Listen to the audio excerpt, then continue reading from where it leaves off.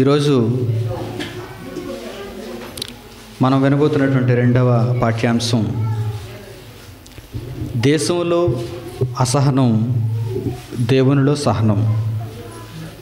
దేశంలో అసహనం, దేవునిలో సహనం. ఈ మధ్య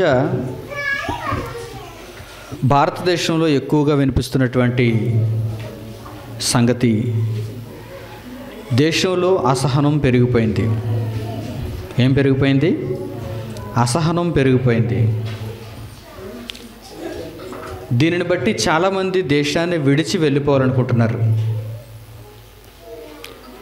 చాలామంది దేశం విడిచి వెళ్ళిపోవాలనుకుంటున్నారు. ఎందుకు? దేశంలో పరిస్థితులు బాగోలేదు. చాలామంది డబ్బున్నవారు మరో దేశం వెళ్ళి బ్రతకటానికి అవకాశం ఉన్నవారు ఇక ఈ దేశంలో మేము ఉండకూడదు, భారతదేశాన్ని విడిచి వెళ్ళిపోవాలి, ఒక అమెరికాకో, ఒక రష్యాకో, ఒక కెనడాకో,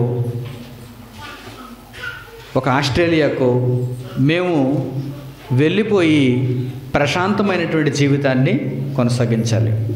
ప్రతి మనిషి అదే కోరుకుంటాడు. డబ్బున్నవాడు మరి ఎక్కువగా కోరుకుంటాడు. కనుక ఈ దేశంలో అసహనం పెరిగిపోయిందనేటువంటి వార్తలు బాగా ఎక్కువైపోయాయి. ముఖ్యంగా ఈ పరిస్థితి, ఈ యొక్క సన్నివేశాలు మనకు ఎక్కడ వినిపిస్తున్నాయంటే ఉత్తర భారతదేశంలో ఎక్కువ. నార్త్ ఇండియా అంటారు దానిని. మన ప్రభుత్వం కూడా అక్కడే ఉంది. దేశానికి సంబంధించిన ప్రభుత్వం ఉత్తర భారతదేశంలో ఉంటుంది, ఢిల్లీ. ఈ ఢిల్లీలో ఎప్పుడైతే బీజేపీ ప్రభుత్వం వచ్చిందో అప్పటి నుంచి చాలామంది ఎంపీలు, ఎమ్మెల్యేలు, మంత్రులుగా ఉన్నవారు చేస్తున్నటువంటి ప్రకటనల వల్ల, వారు జారీ చేస్తున్నటువంటి జీవోల వల్ల, వారు జరిగిస్తున్నటువంటి కొన్ని కార్యక్రమాల వల్ల చాలామంది భారతదేశంలో ఉన్నటువంటి పౌరులు ఎలా ఆలోచిస్తున్నారంటే భారతదేశం ఒక మతతత్వ దేశంగా మారిపోతుంది. మతానికి సంబంధించిన శక్తులు భారతదేశంలో పెరిగిపోతున్నాయి. బీజేపీ గవర్నమెంటు కాంగ్రెస్ గవర్నమెంట్ లాంటిది కాదు. ఈ దేశంలో మేము ఉండలేము, క్రైస్తవులు ఉండలేరు, మహమ్మదీయులు ఉండలేరు, జైనులు ఉండలేరు, సిక్కులు ఉండలేరు, హిందువులు కూడా ఉండలేరు అని చాలామంది భావిస్తున్నారు, చాలామంది అనుకుంటున్నారు. దీనిని బట్టి గత 6 నెలలుగా మీరు పేపర్లో వార్తలు చూస్తే చాలామంది తమకు ఇవ్వబడిన పురస్కారాలు తిరిగి ఇచ్చేస్తున్నారు. అందులో ఎక్కువగా సాహితీ పురస్కారాలు తిరిగి ఇచ్చేస్తున్నారు. అంటే ఒక భాష మీద పట్టున్నటువంటి వారికి సాహితీ పురస్కారం ఇస్తారు. ఒడియా భాష మీద బాగా పట్టున్నవారు, అందులో మంచి మంచి రచనలు చేసినవారు, కవితలు రాసినవారు, రాష్ట్రాన్ని, ప్రజలను మేల్కొల్పుతున్నవారు, ఇలాంటి వారికి బహుమతులు ఇస్తారు, అవార్డులు ఇస్తారు, సాహితీ పురస్కారాలు ఇస్తారు. ఇలా పురస్కారాలు అందుకున్నటువంటి చాలామంది రచనలు చేసిన వారు, తత్వవేత్తలు, కవితలు రాసినటువంటి వారు, మంచి మంచి పుస్తకాలు రాసినటువంటి వారు ఏమంటున్నారంటే మేము మాకు ఇచ్చినటువంటి పురస్కారాలు తిరిగి గవర్నమెంట్కి ఇచ్చేస్తాం. ఎందుకంటే భారతదేశంలో పరిస్థితులు బాగోలేదు, భారతదేశంలో అసహనం పెరిగిపోయింది, మేము సహించలేకపోతున్నాం, ఈ దేశంలో సహనాన్ని కలిగి ఉండలేము, అసహనం పెరిగిపోయింది కనుక దేశాన్ని విడిచి వెళ్ళిపోవాలనుకుంటున్నాం అంటున్నారు. ఇది చిన్న సమస్య అనుకోకండి. ఎందుకంటే పార్లమెంటులో కూడా దీని గురించి చాలా రోజులు గొడవలు జరిగాయి. మా ప్రభుత్వం మంచిది అని మోడీ అంటున్నారు, మా ప్రభుత్వం మంచిది అని వెంకయ్య నాయుడు అంటున్నాడు, మా ప్రభుత్వం మంచిదని సుష్మా స్వరాజ్ అంటుంది. కానీ ఒకవైపు రాహుల్ గాంధీ, ఒకవైపు సోనియా గాంధీ, ఒకవైపు మిగిలినటువంటి పార్టీలకు చెందిన వారు మీ యొక్క ప్రభుత్వం మంచిది కాదు, మీ ప్రభుత్వం వల్ల దేశంలో చాలా అరాచక శక్తులు పెరుగుతున్నాయి, అసహనం పెరుగుతుంది. చాలామంది దేశాన్ని విడిచి వెళ్ళిపోవాలనుకుంటున్నారు. చాలామంది వారికి ఇచ్చిన పురస్కారాలు తిరిగి ఇచ్చేస్తున్నారు. ఇది మేం చెప్పే మాట కాదు, ప్రజా నాడి అంటున్నారు వీరు, ప్రజల మాట అంటున్నారు వీరు. దీనికి తగ్గట్టుగా అగ్గికి ఆజ్యం పోసినట్టుగా ఏం జరిగిందంటే, కర్ణాటకలో ఉన్నటువంటి ఒక సాహితీవేత్త, కాల్బుర్గి అనేటువంటి పేరు కలిగిన ఒక సాహితీవేత్తను, ఒక రచయితను గుర్తు తెలియని వ్యక్తులు చంపేశారు. దీనిని బట్టి దేశవ్యాప్తంగా రచయితలందరిలో ఒక కలవరం పుట్టింది. అంటే మమ్మల్ని కూడా చంపేస్తారేమో, కర్ణాటకలో కాల్బుర్గి అనేటువంటి రచయితను చంపేశారు, మమ్మల్ని కూడా చంపేస్తారేమో, ఈ గవర్నమెంట్ మంచిది కాదు, ఎవరో గుర్తు తెలియని వారు వచ్చి చంపేస్తున్నారు, ఎవరో గుర్తు తెలియని వారు వచ్చి హింసకు గురి చేస్తున్నారు, కనుక ఈ గవర్నమెంట్ మాకొద్దు, ఈ దేశం మాకొద్దు, ఈ పురస్కారాలు మాకొద్దు, తిరిగి ఇచ్చేస్తున్నాం అంటున్నారు. దేశంలో ఇప్పుడు అసహనం పెరిగిపోయిందన్నది ప్రతి వార్తాపత్రికలో మనం చూస్తున్నటువంటి విషయం. ఇక ఇటీవల బాలీవుడ్ హీరో మీకు తెలుసు, అమీర్ ఖాన్. అమీర్ ఖాన్ తెలుసా? అమీర్ ఖాన్ తన ఇంటిలో ఉన్నప్పుడు తన భార్య కిరణ్ రావు అమీర్ ఖాన్తో ఏం చెప్పిందంటే, మనం ఈ దేశాన్ని విడిచి వెళ్ళిపోదాం, మనం ఈ దేశాన్ని విడిచి వెళ్ళిపోదాం, ఎందుకంటే ఈ దేశంలో అసహన పరిస్థితులు ఉన్నాయి. ఇలా భార్య చెప్పిన ఆ మాటని అమీర్ ఖాన్ సరాసరి తీసుకుని వచ్చి మీడియా ముందు చెప్పాడు, మైక్ ముందు చెప్పాడు, వార్తాపత్రికల ముందుకు వచ్చి చెప్పాడు. అప్పుడు వార్తాపత్రికలన్నీ టీవీలలో, వార్తాపత్రికలలో, మీడియాలో, ఎలక్ట్రానిక్ మీడియాలో దీనిని ప్రచురం చేశాయి, చూపించాయి. అప్పుడు దేశంలో ఉన్న చాలామంది మతతత్వ శక్తులుగా ఉన్నవారు, పార్టీలకు పనిచేస్తున్నటువంటి వారు, వీరందరూ అమీర్ ఖాన్ దిష్టిబొమ్మను తగలబెట్టారు. ఎందుకంటే నీవు నీ భార్య ఈ దేశంలో ఉండలేమంటున్నారు కనుక, అసహనం పెరిగిపోయింది అంటున్నారు కనుక మిమ్మల్ని ఉండనివ్వం, మిమ్మల్ని చంపేస్తామంటున్నారు అమీర్ ఖాన్ను, తన భార్యని. ఆ తర్వాత అమీర్ ఖాన్ మరలా వచ్చి, నా మాటలు వెనక్కి తీసుకుంటున్నాను, నా భార్యతో నేను చర్చించిన విషయాన్ని చెప్పాను తప్ప ఇది నా మనసులో మాట కాదు అని తరువాత సరిదిద్దుకున్నటువంటి సందర్భాన్ని కూడా మనం చూసాం.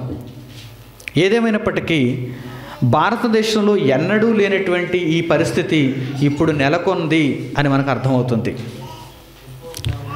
ఇప్పుడు నెలకొంది. ఏంటది? అసహనం, అసహన పరిస్థితులు. దేశంలో నిజంగానే అసహనం ఉందా? దేశంలో నిజంగానే అసహనం పెరిగిపోయిందా? ఒక రచయితను చంపేశారు, కొన్ని చోట్ల భయంకరమైనటువంటి మారణకాండలు జరుగుతున్నాయి, కొన్ని చోట్ల మతతత్వ శక్తులు బాగా పెరిగిపోతున్నాయి. కానీ దీనిని బట్టి మనం దేశంలో అసహనం పెరిగిందని మరో దేశానికి వెళ్ళే ఆలోచన చేయొచ్చా? అది నిజంగా మంచిదేనా అని మనం ఆలోచిస్తే ప్రపంచవ్యాప్తంగా ఏ దేశంలో చూసిన పరిస్థితి ఎలాగే ఉంటుంది. భారతదేశంలో అసహనం పెరిగిపోయిందని వేరే దేశానికి వెళదాం అనుకుంటే ఏ దేశంలో శాంతి ఉందో చెప్పండి? ఫ్రాన్స్లో ఉందా? ఫ్రాన్స్లో తీవ్రవాదులు పెరిగిపోయారు. ఇప్పుడు ఆస్ట్రేలియాలో ఉందా? అక్కడ తీవ్రవాదులు పెరిగిపోయారు. అమెరికాలో శాంతి భద్రతలు ఉన్నాయా? అక్కడ అరాచక శక్తులు ఉన్నాయి. ఏ దేశానికి వెళ్ళినా, ఏ ప్రాంతానికి వెళ్ళినా మనిషి బ్రతుకు మాత్రం ఇలాగే ఉంటుంది, అసహనంతోనే ఉంటుంది. అది మనిషి మనసుకు సంబంధించింది తప్ప ఈ బ్రతుకు కాలంలో నేను ఆనందంగా ఉండాలి, సంతోషంగా ఉండాలి, దేవుడిచ్చిన ప్రకృతితో నేను నెమ్మది కలిగి జీవించాలి అని మనిషి మనసులో అనుకోవాలి తప్ప అసహనం అసహనం అసహనం అనుకుంటే ఎక్కడికి వెళ్ళినా అసహనమే. కుటుంబంలో అసహనం, మన పల్లెలో, మన ప్రాంతంలో, మన వార్డులో అసహనం, మన రాష్ట్రంలో అసహనం, మన దేశంలో అసహనం, అసలు ప్రపంచంలోనే అసహనం ఉంది. సహించలేని తత్వం ఉంది. ఎక్కడి నుంచి వచ్చింది అసహనం? నేను వీరి మధ్య ఉండలేను అని మనిషి ఎందుకు అనుకుంటున్నాడు? మనిషి మధ్య మనిషి ఎందుకు బ్రతకలేకపోతున్నాడు? దానికి కారణం మరల మనిషే. ఎందుకంటే ఒక జంతువు ఎప్పుడూ తన జాతి జంతువుల మధ్య జీవించాలనుకుంటుంది, వేరే జంతువుల దగ్గరకు వెళ్ళాలనుకోదు. ఒక కుక్క ఉందనుకోండి, కుక్కల గుంపులోనే ఉండాలనుకుంటుంది, అంతే తప్ప సింహాల గుంపులోనికి కుక్క వెళ్ళాలనుకోదు. ఒక కోడి ఉందనుకోండి, కోడి మందలోనే ఉండాలనుకుంటుంది, బాతుల్లో కలిసిపోదాం అనుకోదు. ఒక చేప తన వర్గం చేపల్లోనే ఈదాలనుకుంటుంది, మరో చేపల దగ్గరికి వెళ్ళదు. అలాంటిది మనిషి మాత్రం మనిషి మధ్య బ్రతకలేకపోతున్నాడు. తన స్వజాతీయుల దగ్గర, తన స్వజాతీయుల మధ్య మనిషి బ్రతకలేకపోతున్నాడు. అసహనానికి గురవుతున్నాడు. నేను ఉండలేను, సహించలేను, నేను వెళ్ళిపోవాలనుకుంటున్నాడు. ఎక్కడికి వెళ్ళిపోతావు? నీవు ఎక్కడికి వెళ్ళినా మనిషి ఉంటాడు. ఎక్కడికి వెళ్ళినా మనిషితోనే సహజీవనం కొనసాగించాలి. నీ మనసు మారాలి తప్ప, అసహనం అనేది మనిషి మనసులో ఉంటుంది తప్ప, సహనం అనేది మనిషి బ్రతుకు విధానంలో ఉంటుంది తప్ప ప్రదేశంలో ఉండదు, ఒక ప్రాంతంలో ఉండదు. చల్లని ప్రదేశాలకు, లేక సముద్ర తీర ప్రాంతానికి, లేక ఆహ్లాదకరమైన ప్రదేశానికి వెళ్ళిపోతే నేను సహనం కలిగి ఉంటానేమో అనుకుంటే పొరపాటు. ఎక్కడికి వెళ్ళినా మీ బ్రతుకు, మీ మనస్సు చక్కగా ఉండాలి. అప్పుడు మీరు సహనంతో కలిగి ఉంటారు తప్ప, జీవిస్తారు తప్ప, అసహనం అనేది ప్రాంతాన్ని బట్టి ఉండదు. ప్రియమైన వారులారా, ఈరోజు భారతదేశంలో ఎక్కువ మంది ఇలాగే ఆలోచిస్తున్నారు. దేశంలో అసహనం పెరిగిపోయింది, దేశంలో మేము ఉండలేము, దేశాన్ని విడిచి వెళ్ళిపోతాం. వీరికి వాక్యం అర్థం కాక, వాక్యం తెలిసినటువంటి క్రైస్తవుడు సహనాన్ని గూర్చి, అసహనాన్ని గూర్చి ఈ సమాజానికి తెలియచేయాలి. అమెరికానికి వాక్యం తెలియదు, అమెరికాన్ భార్యకు కిరణ్ రావుకు వాక్యం తెలియదు, సాహితీ పురస్కారాలు వెనక్కిచ్చేస్తున్నటువంటి ఎంతోమంది రచయితలకు వాక్యం తెలియదు. తెలియక వారు ఏమనుకుంటున్నారో తెలుసా? భారతదేశంలో అసహనం పెరిగిపోయింది, బీజేపీ గవర్నమెంట్లో అసహనం పెరిగిపోయింది కనుక మేము వేరే గవర్నమెంట్కి, వేరే రాష్ట్రానికి, వేరే దేశానికి, వేరే ప్రాంతానికి వెళ్ళిపోదాం అనుకుంటున్నారు. పొరపాటు. అసలు వాక్యాన్ని మనం అడిగితే సహనం ఎక్కడ ఉంటుంది, అసహనం ఎక్కడ ఉంటుంది అని మనం దేవునిని అడిగితే, దేశంలో కాదయ్యా, ప్రాంతంలో కాదయ్యా, నీ బ్రతుకు విధానం మార్చుకుంటే అందులోనే సహనం కనిపిస్తుంది. నీ బ్రతుకు విధానం బాగోకపోతే అందులోనే అసహనం కూడా ఉంటుంది. చాలామంది ఈ సహనం, అసహనం గురించి తెలియక, మనిషి జీవన విధానాన్ని మార్చుకునే ఆ ప్రయత్నాన్ని చేయక ఎంతోమంది ఈరోజు ఉరి వేసుకుంటున్నారు, ఎంతోమంది ఆత్మహత్య చేసుకుంటున్నారు. దీనికి కారణం ఏంటో తెలుసా? వారిలో సహనం కోల్పోయారు. వారి జీవితంలో, వారి యొక్క బ్రతుకు విధానంలో అసహనం పెరిగిపోయింది. ఇటీవల ఒక సినీ నటుడు ఉరి వేసుకున్నాడు. మీకు తెలుసా? రంగనాథ్ అనేటువంటి సినీ నటుడు ఉరి వేసుకున్నాడు.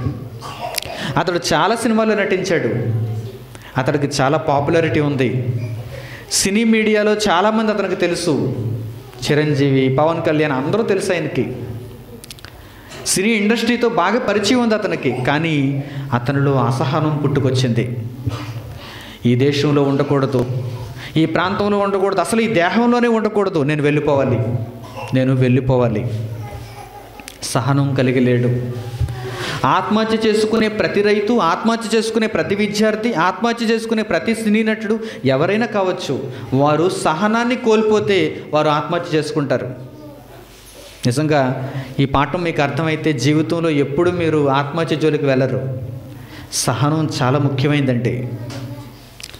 అసహనం అనేది మన అంతు చూస్తుంది, మన ముగింపు కోరుకుంటుంది, మనల్ని భూమి మీద ఉండనివ్వదు, దేశంలో ఉండనివ్వదు. ఎంతోమంది చూడండి ఈరోజు రోడ్ల మీదకి వస్తున్నారు. దేశంలో అసహనం పెరిగిపోయింది, దేశంలో అసహనం పెరిగిపోయింది, జెండాలు పట్టుకుని తిరుగుతున్నారు, నినాదాలు చేస్తున్నారు. ఏంటయ్యా అసహనం పెరిగిపోవటం?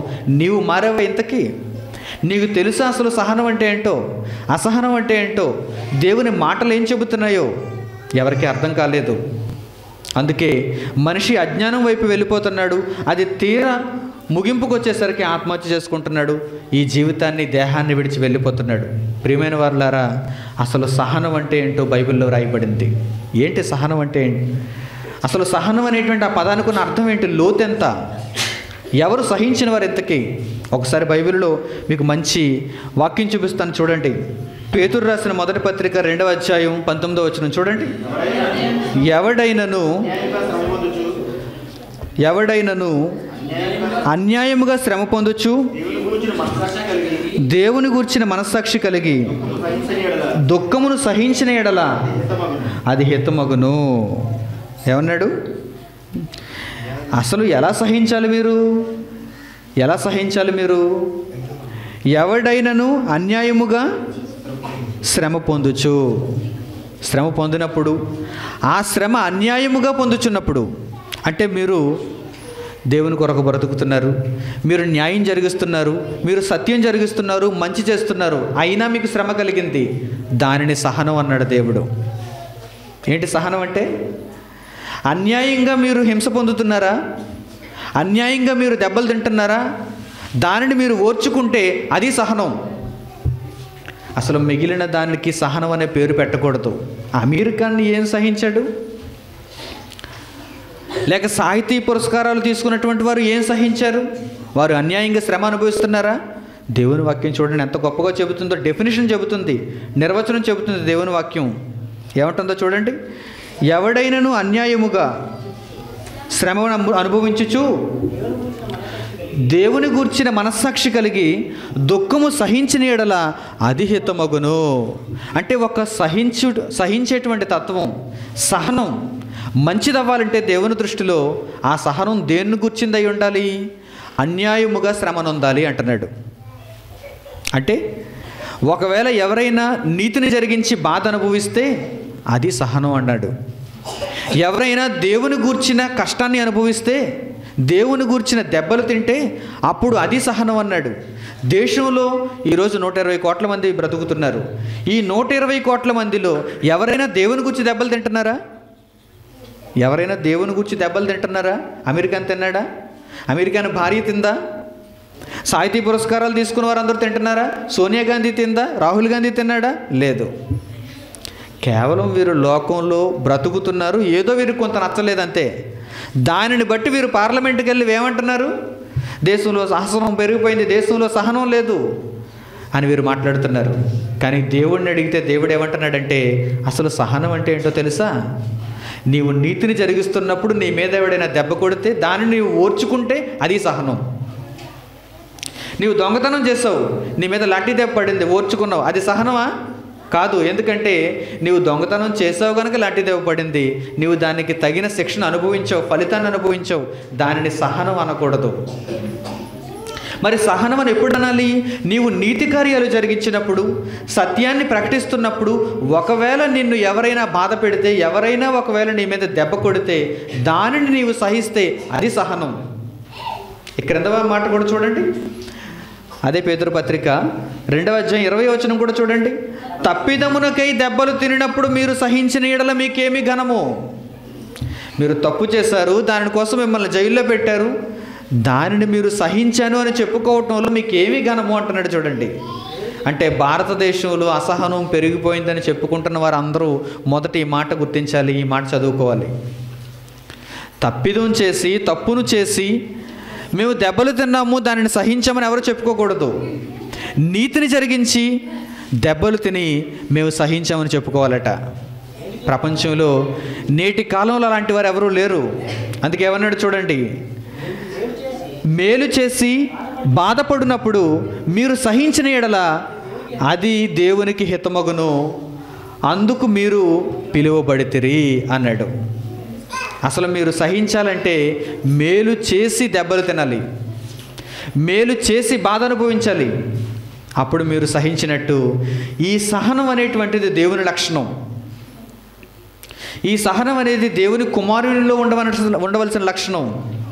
చూడండి దేవుడు ఏమన్నాడు, మరొక మాట మీకు చూపిస్తాను. రోమీయులకు రాసిన పత్రిక 2వ అధ్యాయం 4వ వచనం. దేవుని అనుగ్రహము మారు మనసు పొందుటకు నిన్ను ప్రేరేపించిందని ఎరుగక ఆయన అనుగ్రహ ఐశ్వర్యమును, సహనమును, దీర్ఘశాంతమును తృణీకరించుదువా అంటున్నాడు. దేవునికి ఏమున్నాయి? దేవునికి ఏమున్నాయో చెప్పాడు చూడండి అక్కడ. ఆయన అనుగ్రహ ఐశ్వర్యమును, సహనమును, దీర్ఘశాంతమును తృణీకరించుదువా అంటే అసలు సహనం ఎవరికి ఉందట? సహనం అనే లక్షణం ఎవరికి ఉందట? దేవునికి. దేశంలో అసహనం గురించి మాట్లాడుతున్న వారికి ఎంత సబ్జెక్ట్ తెలుసా? ఎంత లోతు తెలుసా? సహనం ముందు దేవునిలో ఉందయ్యా. నీవేంటి దేశాన్ని విడిచి వెళ్ళిపోతానంటున్నావు? నీవేంటి ప్రభుత్వాన్ని నిందిస్తున్నావు? నీవేంటి నీ చుట్టూ ఉన్నవారిని గూర్చి నీవు నినాదాలు చేస్తున్నావు? లేదు లేదు, అసలు నీవు సహనం గురించి మాట్లాడకూడదు.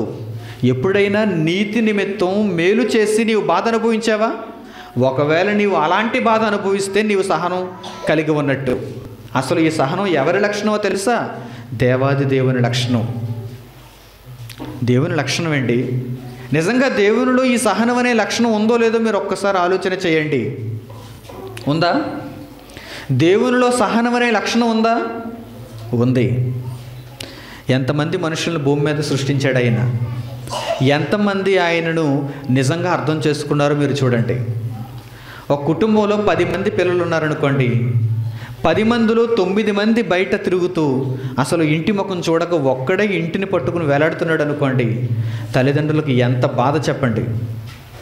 అసలు నాకు పిల్లలు 10 మంది, ఈ 10 మంది నన్ను చక్కగా చూసుకోవాలని ప్రతి తల్లి ప్రతి తండ్రి అనుకుంటారు.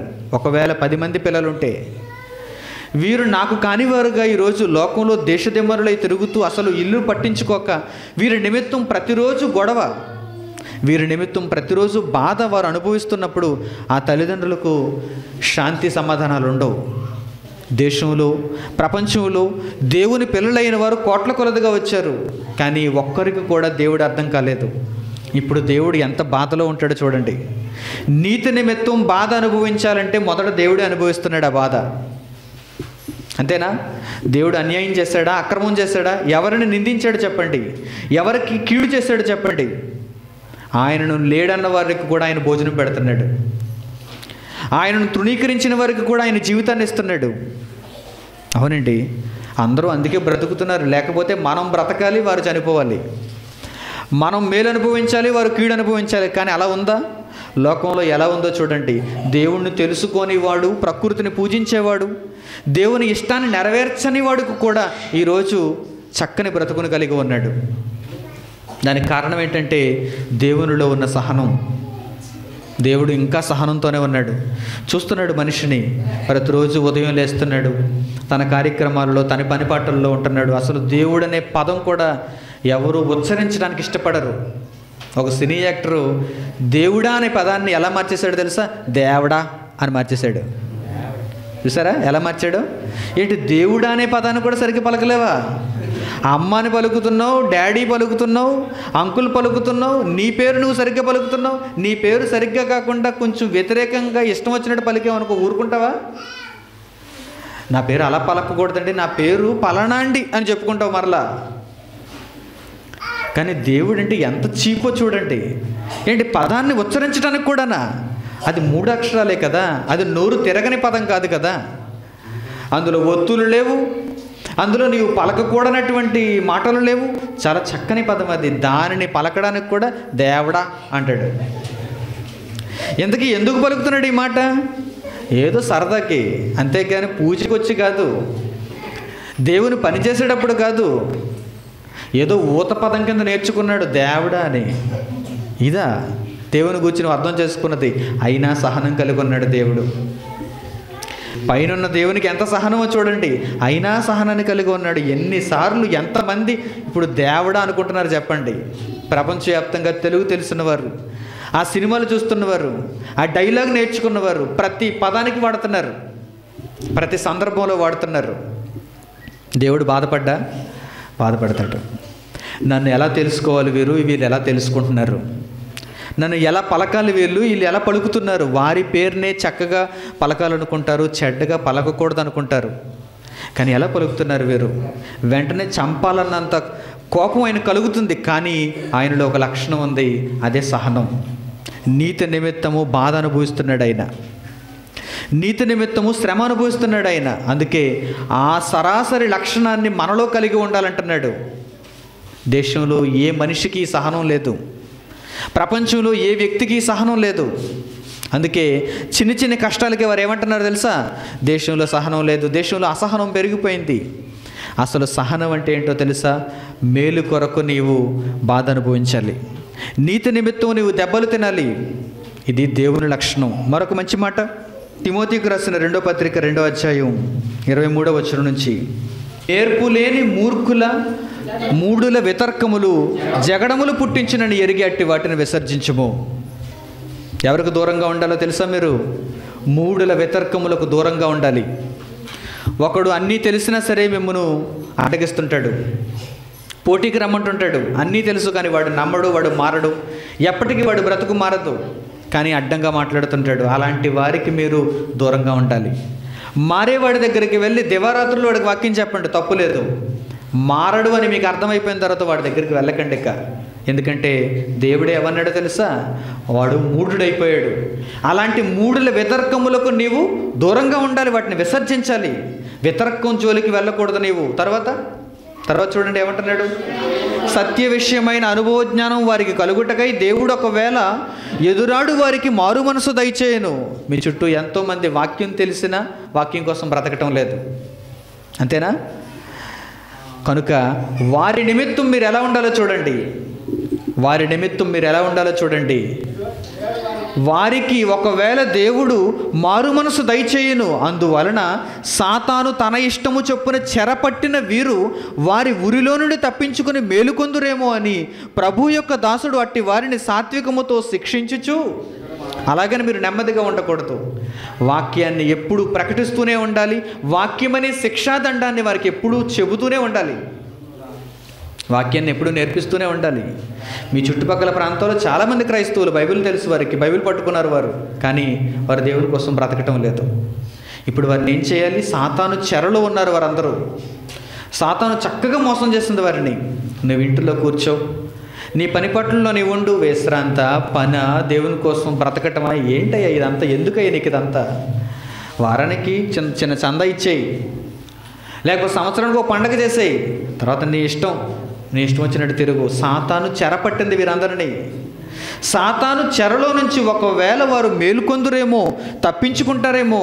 ప్రభు యొక్క దాసుడు అట్టి వారిని సాత్వికముతో శిక్షించుచు జగడమాడక అందరి ఎడల సాధువుగాను బోధింప సమర్థుడుగాను కీడును సహించువాడుగాను ఉండవలెను అంటున్నాడు. చూడండి, అంటే మీ మధ్యలో ఉన్న అనేక మంది అబద్ధ బోధకుల విషయమై, మీ మధ్యలో ఉన్న అనేక మంది నామకార్థ క్రైస్తవుల విషయమై మీరెంత సహనాన్ని కలిగి ఉండాలో చూడండి. ఒకసారి వాక్యం చెప్పారు, వాడు నమ్మలేదు, మిమ్మల్ని దూషించి వెళ్ళిపోయాడు. కానీ మీ మనసులో ఏమనుకోవాలో తెలుసా?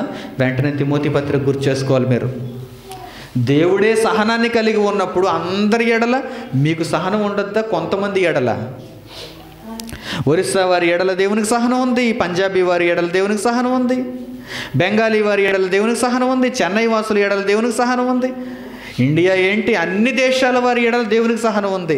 మనకు మన మధ్య ఉన్నటువంటి వారి ఎడల సహనం లేకపోతే మనం పరలోకం వెళ్ళగలమా?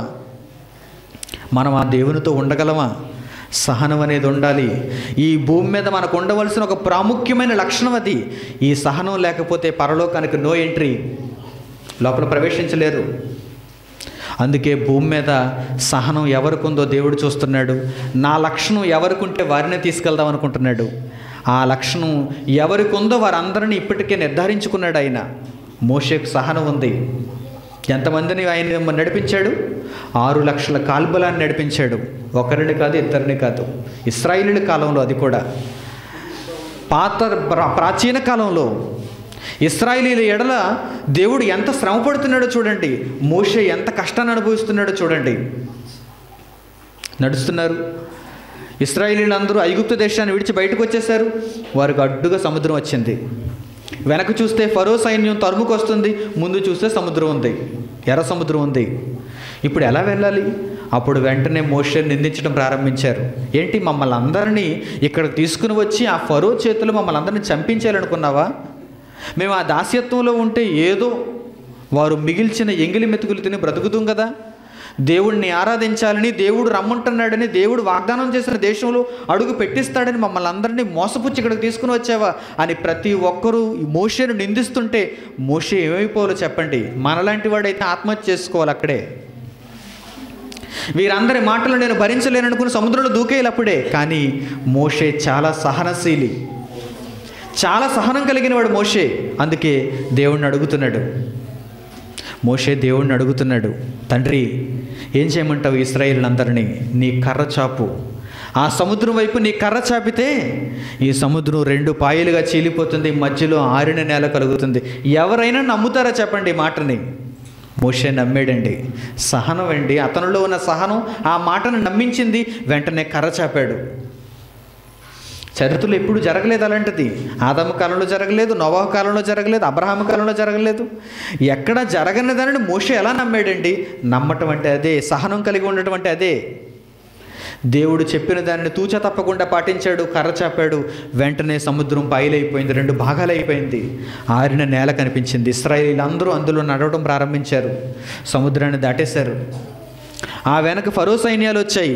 సముద్రం మూసుకుపోయింది. వెంటనే తన దారి మూసేసింది. సముద్రంలో పడి అందరూ చనిపోయారు. మునిగిపోయి అందరూ చనిపోయారు. ఇశ్రాయేలీలు అందరూ ఒడ్డుకొచ్చేశారు. ఇక ఇశ్రాయేలీలు జీవితకాలంలో మర్చిపోకూడదు దేవుణ్ణి. అంతేనా? ఆరిన నేలను నడిచినటువంటి వారు, ఇటువైపు అటువైపు సముద్ర జలాలను చూస్తున్నటువంటి వారు అసలు ఆ సన్నివేశాన్ని ఇంక జీవితంలో మర్చిపోకూడదండి. ఎవరు చెప్పినా వారు సహనాన్ని కోల్పోకూడదండి. కానీ ఒడ్డు ఎక్కారో లేదో, కొంత దూరం నడిచారో లేదో, మాకు దేవుడు గుర్తులేడు. మాకు దూడ కావాలనుకున్నారు. మోషే వ్రాయబడినటువంటి రాతి పలకలు తీసుకుని రావటానికి హోరేబు కొండ ఎక్కినప్పుడు క్రిందున్న వీరందరూ ఎలా మారిపోయారో తెలుసు. అహరోనుతో కలిసి ఒక దూడను తయారు చేసుకున్నారు. వీరు తెచ్చుకున్న మిగిలిన బంగారంతో ఆ దూడను పూజిస్తున్నారు. ఇక మీదట మమ్మల్ని దూడ నడిపిస్తుంది అనుకుంటున్నారు. అంటే వీరిలో సహనం ఉందా? మోషేలో మాత్రమే సహనం చూశాడు దేవుడు. అందుకే మోషే నా ఇల్లు అంతట్లో నమ్మకమైన వాడు. ఎన్ని లక్షల మంది మనుషులు నడిపిస్తున్నప్పుడు, వారు ఎన్నో బాధలకు గురి చేస్తున్నా, వారు అడుగుతున్నటువంటి ఆ కోరికలకు నా మనసే విసిగిపోతుంది. కానీ భూమి మీద ఒక మనిషిగా ఉన్న మోషే మాత్రం ఏనాడు విసిగిపోలేదు. అందుకే మోషే అంటే దేవునికి చాలా ఇష్టం. ఎందుకంటే మోషేలో సహనం అనే లక్షణం ఉంది. ఆ తర్వాత మరలా కొంత దూరం నడిచిన తర్వాత మాకు మాంసం కావాలని అడిగారు. ఆ తర్వాత కొంత దూరం నడిచిన తర్వాత మాకు నీరు కావాలని అడిగారు. ప్రతి క్షణం దేవుని శోధించటమే పనిగా పెట్టుకున్నవారు. ఎన్నో అద్భుతాలు చూశారు, ఎన్నో సూచక్రియలు చూశారు. అలాగని ఒకటి వీరి మధ్య జరగలేదని కాదు, ఎన్నో వీరు అనుభవించారు ఇశ్రాయేలీయులు. కానీ ఎప్పటికప్పుడు వాటిని మర్చిపోతూ దేవుని శోధించటం మొదలుపెట్టారు. కానీ వీటన్నిటిలో మోషే సహనశీలి. మర్చిపోకండి, మోషే సహనం కలిగిన వాడు. అసలు అసహనం అనేది ఉందంటే అది ఎప్పుడు ప్రారంభమైందో తెలుసా? ఇశ్రాయేలీల్లో ప్రారంభమైంది. భారతదేశంలో లేదు అసహనం, ఇశ్రాయేలీల్లో ఉండేది. ఇశ్రాయేలీలను నడిపిస్తున్నప్పుడు మోషే అసలు అసహనంతో ఉండాలి, కానీ అతడే సహనంతో ఉన్నాడు. ఎందుకంటే అది దేవుని లక్షణం. ఆ తర్వాత ప్రజలను పరిపాలిస్తూ దావీదు సహనంతో ఉన్నాడు. అందుకే తిమోతికి పౌలు ఈ పత్రికను రాస్తూ, మొదటి శతాబ్దంలో ఉన్న మనం అనేక మంది అబద్ధ బోధకులు బయలుదేరతారు గనక, మన చుట్టూ దేవుని నమ్మని వారు మనకు కీడు తలపెడతారు గనక, మనకు ఆటంకంగా ఉంటారు గనక, వారి నిమిత్తం మీరు సహనాన్ని కలిగి ఉండాలి అన్నాడు. అంతే తప్ప నేను ఎంత ప్రయత్నించినా వీరు వాక్యం వినటం లేదు. 2 తరగతులు చెప్పాను, 3 తరగతులు చెప్పాను, 3 మీటింగులు చేశాను, 4 మీటింగులు చేశాను, కానీ వీరు మారటం లేదు, నేను వదిలేస్తాను వీరికి వాక్యం చెప్పను అనుకోకూడదు మీరు. ఎందుకంటే మీ దేవుడిని ఒక్కసారి చూడండి, ఆయనే సహనం కలిగి ఉన్నాడు. ఆయనకి సహనం లేకపోతే భూమి మీద మనిషినే తీసేస్తాడు అతను. కానీ ఇంకా ఉంచాడంటే ఇంకా ఆయనకి ఏదో కోరిక ఉంది ఆ మనిషి మీద. అందుకే వాక్యం తెలియని వారిని అసహించుకోకండి, వారి మీద జాలిపడండి. వారితో చేతులు కలపకండి, కానీ వారి మీద జాలిపడండి, వారికి వాక్యం నేర్పండి. వారు మారేంత వరకు మీరు ప్రయత్నం చేయండి. ఎందుకంటే మీలో సహనం ఉండాలి. అదే చెప్పాడు చూడండి, చివరి మాటలు అంటున్నాడు చూడండి, అట్టి వారిని సాత్వికముతో శిక్షించుచు జగడమాడక అందరి ఎడల సాధువుగాను బోధింప సమర్థుడుగాను కీడును సహించువాడుగాను ఉండవలెను. ఈ సూత్రాన్ని తిమోతికి నేర్పిస్తున్నాడు పౌలు. తిమోతి, నీవు పరలోకం పొందాలంటే, దేవుని లక్షణాలను కలిగి ఉండాలంటే, మనుషులు మారేంత వరకు నీవు సహనాన్ని కలిగి ఉండు. నీవు సహనాన్ని కలిగి ఉండు. మరొక చక్కని మాట, కొలసీలకు రాసిన పత్రిక 3వ అధ్యాయం 13వ వచనం, ఎవడైనను తనకు హాని చేసుకునని ఎడల, హాని చేసినని ఒకడు అనుకునని ఎడల, ఒకరినొకడు సహించు, ఒకరినొకడు క్షమించుడి, ప్రభు మిమ్మును క్షమించినలాగున మీరును క్షమించుడి. ఏమంటున్నాడు చూడండి, మీకు ఒకవేళ ఎవడైనా హాని చేశాడు అని మీరు అనుకుంటే మీరు సహించండి, అంతేగాని ఎదురు తిరగొద్దు. నాకు హాని చేశాడు, నాకు హాని చేశాడు, నాకు హాని చేశాడు, నేను తిరిగి మరలా హాని చేసేంత వరకు నిద్రపోను అనుకోకండి. ఎందుకంటే మీరు అలాంటి వారు కాదు, మీరు అలాంటి వారుగా పిలువబడలేదు. మీరు చాలా స్పెషల్ పీపుల్, మీరు చాలా ప్రత్యేకత కలిగినటువంటి మనుషులు. ఎందుకంటే మీకు ఈ వాక్యం తెలియటమే చాలా గొప్ప విషయం. మీరు ఈ జ్ఞానంలో అడుగు పెట్టడమే గొప్ప విషయం. ఇంతమంది మీ చుట్టూ నివసిస్తున్నప్పుడు ఈ వాక్యం కేవలం మీరు వినటమే గొప్ప విషయం. ఎందుకంటే మీరు ప్రత్యేకింపబడిన వారు, స్పెషల్. అందుకే లోపలికి వచ్చారు. స్పెషల్ కాకుండా ఆర్డినరీ ఉన్నారు, వారు ఇక్కడే ఉన్నారు, ఇంకా ఇళ్లలోనే ఉన్నారు. అర్థమవుతుందా? మీరు స్పెషల్గా ఉన్నవారు ఏం చేయాలి? సహనం కలిగి ఉండాలి. స్పెషల్ కానివారు సహనం ఉండదు వాళ్ళకి. ఆర్డినరీ పీపుల్కి సహనం ఉండదు, వెంటనే అసహనానికి లోనైపోతారు వారు. కానీ ఎవరినాడో చూడండి, మీకు ఒకవేళ ఎవడైనా హాని చేసినట్టు మీరు అనుకుంటే మీరు ఒకరినొకడు సహించచ్చు, ఒకరినొకడు క్షమించుడి, ప్రభు మిమ్మల్ని క్షమించినలాగా మీరును కూడా అందరినీ క్షమించండి. మీ ప్రభు మిమ్మల్ని క్షమించాడు, మీ ప్రభు మిమ్మల్ని సహించాడు. ఒకప్పటి కాలంలో మీరు అలాంటి వారే. వాక్యం తెలియని కాలంలో మీరు దేవుణ్ణి హేళన చేయలేదా? వాక్యం అర్థం కానప్పుడు మీరు దేవుని కోసం బ్రతకకుండా వెళ్ళిపోలేదా? మిమ్మల్ని ఆహ్వానించిన దేవుని కోసం రాకుండా మీరు వెళ్ళిపోలేదా? మీరు జ్ఞాపకం చేసుకోండి. అందుకే సహనాన్ని కలిగి ఉండండి. మీ దేవుని లక్షణం అది, మీ తండ్రికి ఉన్నటువంటి ఒక మంచి క్యారెక్టర్ అది. మరొక మంచి మాట, కొరింథీయులకు రాసిన 2వ పత్రిక 11వ అధ్యాయం. అపొస్తలుడైన పౌలు కొరింథీయులకు రాసిన 2వ పత్రిక 11వ అధ్యాయం 19వ వచనం చూడండి. మీరు వివేకులై ఉండి సంతోషముతో అవివేకులను సహించుచున్నారు అంటున్నాడు. చూడండి, మీరు వివేకులై ఉండి సంతోషముతో అవివేకులను సహించుచున్నారు. ఎవరిని సహించాలి? మీరు అవివేకులనే కదా. ఎవరి ఎడల మీరు దీర్ఘశాంతంతో ఉండాలి? అవివేకుల ఎడల, అజ్ఞానుల ఎడల. వారు రానంటారు, నిజమే. వారి కొరకు మీరు పడిన ప్రయాసం అంతా, కష్టమంతా వృధా అయిపోతుందో పక్కన, నిజమే. కానీ ఇంకా సహనాన్ని కలిగి ఉండాలి. పోనీలే, ఈసారికి వాడు మారకపోతే మరొకసారి మారతాడు, కానీ నా ప్రయత్నాన్ని నేను మానకూడదు, నా సహనాన్ని నేను కోల్పోకూడదు. మీరు వివేకం కలిగిన వారు కనుక మీ సహనాన్ని మీరు కోల్పోకూడదు. అవివేకులను మీరు సహించుచున్నారు అన్నాడు. 20వ వచనం, ఒకడు మిమ్మల్ని దాస్యమునకు లోపరిచినను, ఒకడు మిమ్మను బ్రింగివేసినను, ఒకడు మిమ్మను వశపరుచుకునను, ఒకడు తన్ను గొప్ప చేసుకునను, ఒకడు ముఖం మీద మిమ్మల్ని కొట్టినను మీరు సహించుచున్నారు అన్నాడు. చూడండి, ఎన్ని విషయాల్లో సహించాలండి. మిమ్మల్ని దోచేస్తాడు ఒకడు వచ్చి చల్లని మాటలు మీకు చెప్పి, మీకు ఏదో 2 ముక్కలు వాక్యం చెప్పి మిమ్మల్ని దోచేస్తాడు, నిలువున దోచేస్తాడు. అప్పుడు మీరేం చేయాలి? సహనాన్ని కలిగి ఉండాలి. వాడు కీడు చేయకండి, వాడు తెలుసుకుంటాడులే, కానీ నేను ఇక మీద జాగ్రత్త పడాలి. ఒకడు మిమ్మల్ని బ్రింగివేసినను, చూసారా, పూర్తిగా మింగేశాడు మిమ్మల్ని. ఇక మీకు ఒక్క పైసా లేదు. ఎందుకంటే మీరు వాడి మాయలో పడిపోయారు, వాడి వలలో పడిపోయారు మీరు. అయినా మీరు సహనాన్ని కలిగి ఉండాలి. దేవుని వాక్యం నమ్మి వచ్చాను, నన్ను పూర్తిగా ముంచేశాడు, ఇక నేను దేవుని దగ్గరికి రాను అనుకోకూడదు.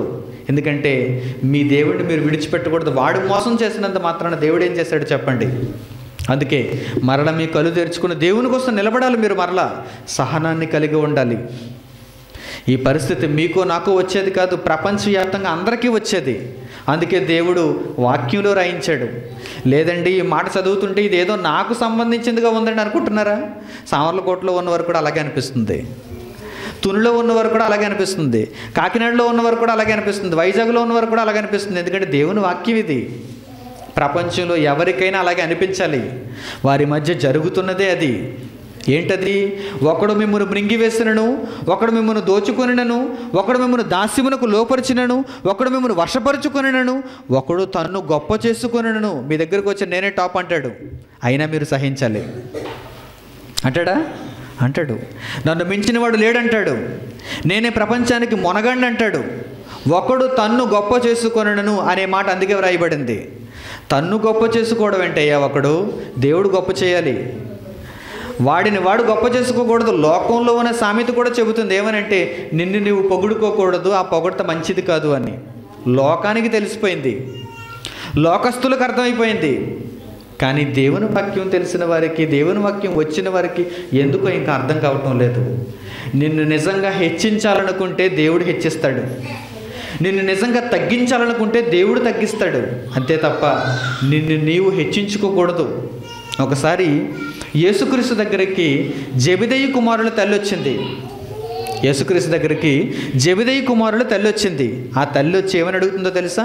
యేసు, నీకు తండ్రి తెలుసు కనుక, తండ్రితో నీకు బాగా పరిచయం ఉంది కనుక, నా కుమారులు ఇద్దరిని నీ దగ్గరికి తీసుకుని వెళ్ళిపో, తండ్రి దగ్గరకు తీసుకుని వెళ్ళిపో అని అడుగుతుంది. చూద్దాం ఒకసారి ఆ మాట. మత్తయి సువార్త 20వ అధ్యాయము 20వ వచనం. అప్పుడు జెబెదయి కుమారుల తల్లి తన కుమారులతో ఆయన యొద్దకు వచ్చి నమస్కారం చేసి ఒక మనవి చేయబోగా, నీవేమి కోరుచున్నావు అని ఆయన అడిగాను. నమస్కారం చేయగానే యేసుక్రీస్తుకి అర్థమైపోయింది, ఏదో కోరికతో వచ్చింది తల్లి. నువ్వేం కోరుకుంటున్నావు చెప్పు తల్లి ముందని అడ్డాడు. అందుకు ఆమె, నీ రాజ్యమందు నీ ఇద్దరు కుమారులలో, నా ఇద్దరు కుమారులలో ఒకడు నీ కుడి వైపునను ఒకడు నీ ఎడం వైపునను కూర్చుండ సెలవిమ్మని ఆయనతో అనెను. చూసారా ఎలాంటి కోరిక కోరుకుంటుందో? మంచి కోరికే, కానీ ఎలాంటి కోరిక కోరుతుందో చూడండి. నా ఇద్దరు కుమారులలో ఒకరిని నీ కుడివైపున ఒకరిని నీ ఎడం వైపున నీ ఉంచుకో నీ రాజ్యంలో. అప్పుడు ఏమంటున్నాడు చూడండి, యేసుక్రీస్తు మంచి కోరిక అడిగావు తల్లి, నీ కోరిక సిద్ధించునుగాక అన్నాడా? ఏమన్నాడు చూడండి. అందుకు యేసు, మీరేమి అడుగుచున్నారో అది మీకు తెలియదు. నేను త్రాగబోవు గిన్నెలోనిది మీరు త్రాగగలరా అని అడుగగా, మీరు ఏం అడుగుతున్నారో తెలుసా? పని చేయకుండా విశ్రాంతిని అడుగుతున్నారు, పని చేయకుండా జీతాన్ని అడుగుతున్నారు. అది అడగొచ్చా? అడగకూడదు. మీ జీవితకాలంలో ముందు పని మీద దృష్టి పెట్టండి. నేను అక్కడ కుడి పార్శ్వానికి వెళ్ళిపోతాను, ఇక్కడ ఎడమ పార్శ్వానికి వెళ్ళిపోతాను అనుకోకండి. అలా అనుకోవడానికి వీలు లేదు. జెబెదయి కుమారుల తల్లి యొక్క ఇన్సిడెంట్ అందుకే వ్రాయించాడు దేవుడు. అంటే ఇలా అనుకుంటారు చాలామంది, యేసు నీ రాజ్యమందు నీవు నా ఇద్దరు కుమారుల్లో ఒకరిని కుడివైపు ఒకరిని ఎడమవైపు పెట్టేసుకో అని అడుగుతుంది. అప్పుడు యేసు అడుగుతున్నాడు, యేసు అంటున్నాడు, మీరేం అడుగుతున్నారో మీకు తెలియదు, మీరు అడిగేది మీకు తెలియదు. ఎంత గొప్ప కార్యమో. నేను త్రాగబో గిన్నెలోనిది మీరు త్రాగగలరా అంటే, నేను అనుభవించవలసిన శ్రమలు మీ పిల్లలిద్దరూ అనుభవించగలరా? ముందు పని చేయమని చెప్పు. ఒకవేళ తీరా వారు గిన్నెలోనిది త్రాగినా అంటే నా వలే వారు శ్రమపడినా కష్టపడినా, ఏమన్నాడు చూడండి, వారు మీరేమి అడుగుచున్నారో అది మీకు తెలియదు, నేను త్రాగబోవు గిన్నెలోని మీరు త్రాగలరా అని అడుగుగా, వారు త్రాగగలమనిరి. మేము త్రాగేస్తాం అంటే శ్రమలు అనుభవించేస్తాం, నీవు ఏం చెబితే అది మేము నెరవేర్చేస్తాం, కానీ మాకు ఆ 2 సీట్లు కావాలి, నీ కుడివైపున నేను, ఎడం వైపున మా అన్నయ్య. ఇప్పుడు చూడండి ఏం జరుగుతుందో. వారు త్రాగగలమనిరి. ఆయన, మీరు నా గిన్నెలోనే త్రాగుదురు, కానీ నా కుడివైపున నా ఎడం వైపున కూర్చుండనిచ్చుట నా వశమున లేదు. యేసుక్రీస్తు వశమునే లేదది. ఎవరి వశమునుంది మరి?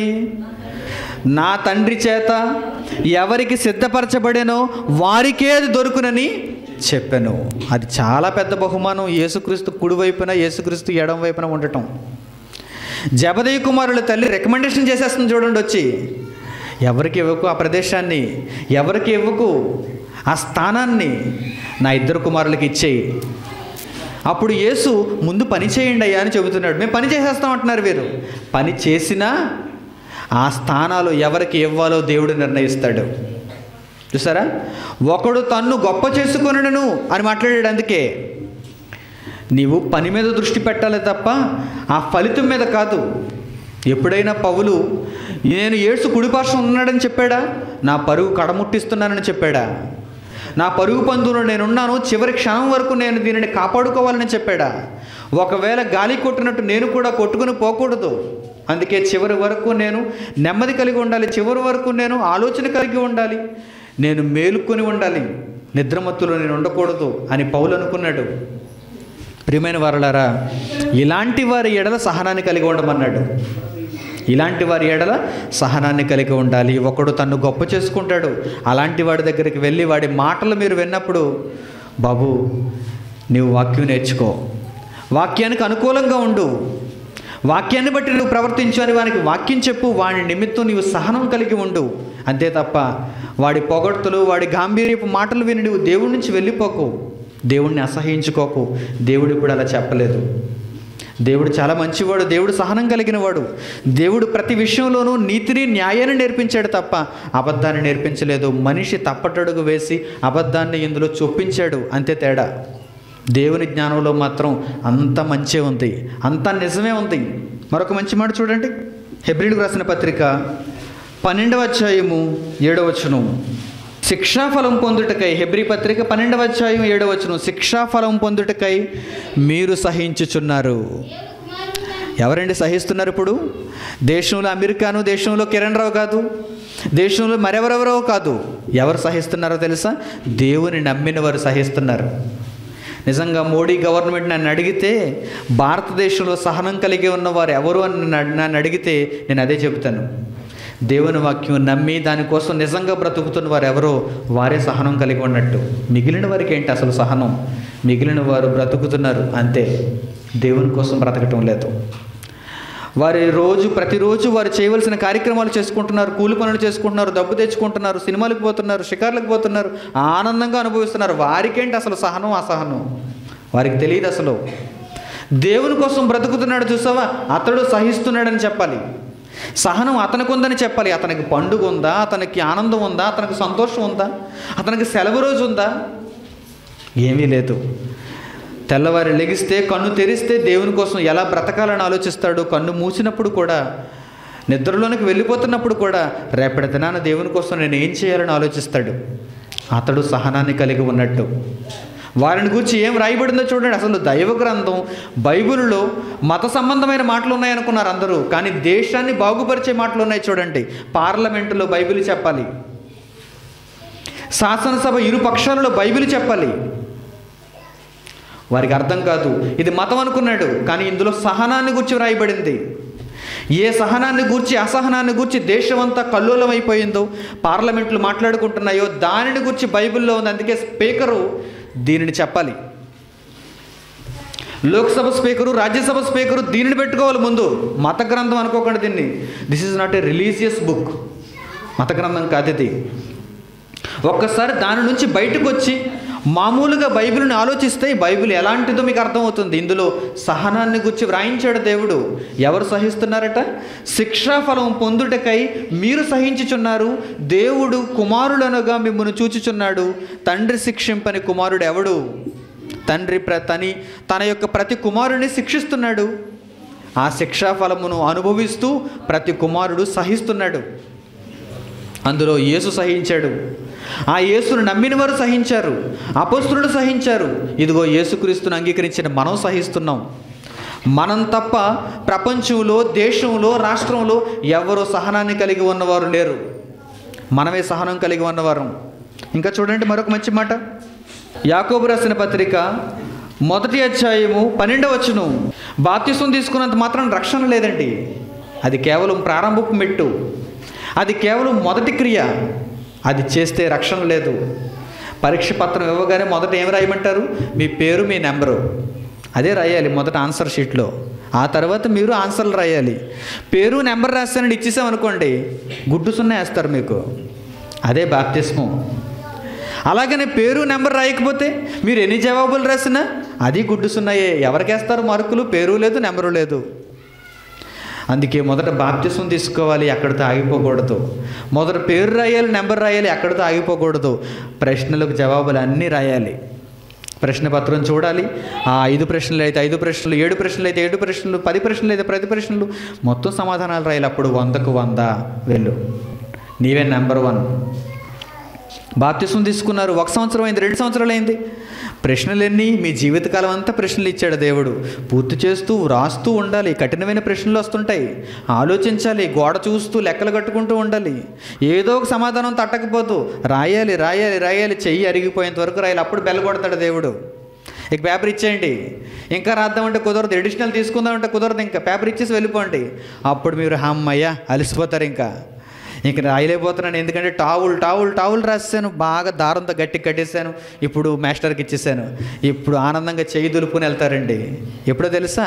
మీ మరణం రోజు. అదే మీరు పని పూర్తి చేసేసిన తర్వాత వెనక్కి తిరిగి ఒక్కసారి చూసుకుంటే, పేపర్లు అన్నీ ఇలా చూసుకుంటే ఎంత రాసేసాను నేను? 10 ప్రశ్నలు రాసేసాను, సమాధానాలు. ఇప్పుడు నాకే మొదటి స్థానం వస్తుంది, నాకే మంచి ప్రైజ్ వస్తుంది. మీ జీవిత కాలంలో ఈ పాఠాన్ని మీరు నేర్చుకుంటే సహనం కలిగిన వారుగా ఉండాలి. ప్రశ్నకు సమాధానం రాస్తూ మధ్యలో ఏదో గుర్తొచ్చి వదిలి వెళ్ళిపోయారు అనుకోండి, మీ ప్రశ్న ఏమవుతుంది? మీ పరీక్ష పత్రం ఏమవుతుంది? మీరు చదివిన చదువంతా ఏమవుతుంది? అర్ధాంతరంగా నీటిలో కలిసిపోయింది అవుతుంది. కనుక ప్రియులారా, ఇది చాలా గొప్ప భాగ్యం. మొదలుపెట్టారు, దీన్ని కొనసాగిస్తున్నారు, మధ్యలో దీనిని ఆపకండి. ఇందులోనే సహనాన్ని చూపించాలి. ఆ సహనాన్ని కలిగి క్రీస్తును వెంబడి నడవండి. ఆ వాక్యం వెంబడి నడవండి. వాక్యంలో ఏం వ్రాయబడిందో దాని ప్రకారం మీరు నడుచుకోండి. మీకు పరలోకం ఇవ్వకుండా అడ్డుకునేవాడు ఎవడూ లేడు. మీరు క్రీస్తుతో పాటు నడిచిన వారైతే ఈ భూప్రపంచం మీద పరలోకాన్ని అడ్డగించేవాడు ఎవడూ లేడు. అలాగని మీరు ఎవడో పక్షాన వెళ్ళిపోతే వాడు మీకు పరలోకాన్ని ఇవ్వలేడు. యేసే ఇవ్వలేనంటున్నాడు. నా కుడి పార్శ్వమున నా ఎడమ పార్శ్వమున కూర్చుండనిచ్చుట నా వశమున లేదు. నా తండ్రి ఎవరికి ఇవ్వాలో వారికి ఇస్తాడు. నా ద్వారా మీకు పరలోకాన్ని ఇస్తాడు, కానీ తండ్రి ఇవ్వాలి చిట్ట చివరికి. మీరు నమ్మకంగా బ్రతకండి, సహనాన్ని కలిగి ఉండండి. మీరు ప్రారంభించిన ఆ మొదటి విశ్వాసాన్ని చివరి వరకు కాపాడుకోండి. తరతరములకు మీరు బ్రతికినంతకాలం దేవుని సేవలో ఉండండి. ప్రార్థన చేసుకుందాం. తలలు వంచి ప్రార్థనలో ఏకీభవించండి. మమ్మను అతి మిక్కిలిగా ప్రేమించిన మా కన్న తండ్రి, ఈ దినం 2 తరగతులు మాకు అనుగ్రహించి మంచి జ్ఞానాన్ని మాకు నేర్పించి తండ్రి, వాటి యందు నిలుచుటకు ప్రతి సంగతిని మాకు నేర్పించినందుకు వందనములు తండ్రి. కేవలం వినువారు మాత్రమై ఉండి మమ్మల్ని మేము మోసపుచ్చుకొనకుండా ఇంతవరకు మేము సహించాం గనుక ఇక మీదట తండ్రి దానిని కొనసాగించుటకు మాకు సహాయం చేయండి.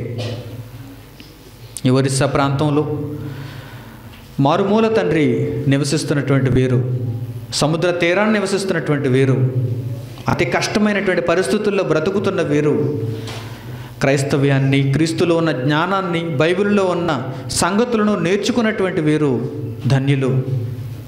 కనుక తండ్రి, ఎటువంటి పరిస్థితుల్లోనూ సహనాన్ని కోల్పోకుండా, అసహనాన్ని కలిగి ఉండకుండా దేశంలో నివసిస్తున్నటువంటి వీరు మిగిలిన వారి వలె కాకుండా తండ్రి సహనం కలిగి ఉండటానికి వారికి సహాయం చేయండి.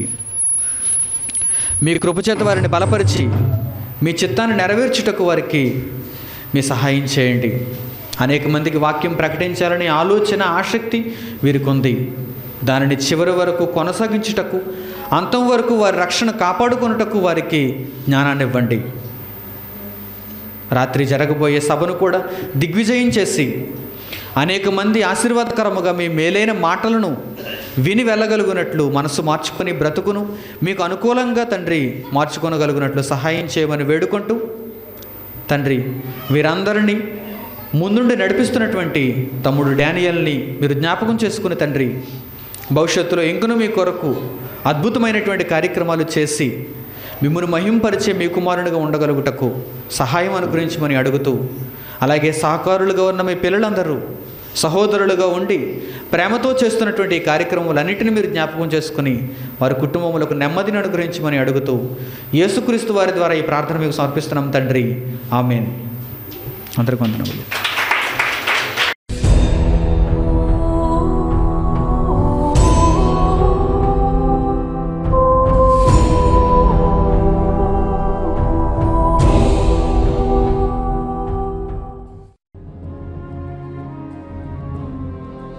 పరలోకంలో దేవుడున్నాడు, భూమి మీద మనుష్యులున్నారు. మొదటి కాలంలో ఆదాము హవ్వలు ఏదేను తోట నుండి వెళ్ళగొట్టబడ్డారు. చరిత్రలో ఇశ్రాయేలీలు కనాను దేశంలో అడుగు పెట్టలేకపోయారు. ఈరోజు క్రైస్తవులు పరలోకంలో ప్రవేశింపలేకపోతున్నారు. హక్కున చేర్చుకోవాలనుకున్న ప్రతిసారి మనిషి దేవునికి దూరమవుతున్నాడు, దుష్టునికి బలవుతున్నాడు. కానీ తరాలెన్ని మారినా దేవుని ప్రేమ మారలేదు, ఇటు మనిషి ప్రవర్తన మారలేదు. దీనికి ముగింపు పలకటానికి యేసుక్రీస్తు తిరిగి రాబోవుచున్నాడు. పతనమైన మనుష్యుల జీవితాలను దేవుని వాక్యంలో చూపిస్తూ, అగ్నిలో నుండి కొందరిని రక్షిస్తూ, అహర్నిశలు దేవుని పనిని జరిగిస్తూ, బైబిల్ను వక్రీకరించిన వారికి సింహస్వప్నమై దేవుని మనస్సును ప్రపంచానికి చాటుతున్న క్రీస్తు దేహమే క్రైస్ట్ చర్చ్ సామర్లకోట. నిజాన్ని నిర్భయంగా స్వీకరించండి, నిత్య జీవానికి వారసులవ్వండి. యేసుక్రీస్తునందు నమ్మకస్తుడు. మనిషి భయపడతాడు మరో మనిషికి, కానీ గడగడలాడించే ఏ మనిషినైనా చెమటలు పట్టించేది ఎవరైనా ఉన్నారు అంటే అది మరణం. మరణం, ద ఫియర్ ఆఫ్ డెత్, మరణ భయం ఉంది. ఈరోజు మనిషికి మరణ భయం ఉంది. ఈ మరణాన్ని జయించిన వాడే, మరణాన్ని తన పాదముల క్రింద ఉంచుకున్నవాడే the real hero, son of God, Jesus Christ. One and only అంటాం, అందుకే ఇన్ని one and only. Brother J Manikumar, son of God, Christ church, Samarlakota, Thurpu Godavari జిల్లా, ఆంధ్రప్రదేశ్, ఇండియా. వివరములకు 8978414178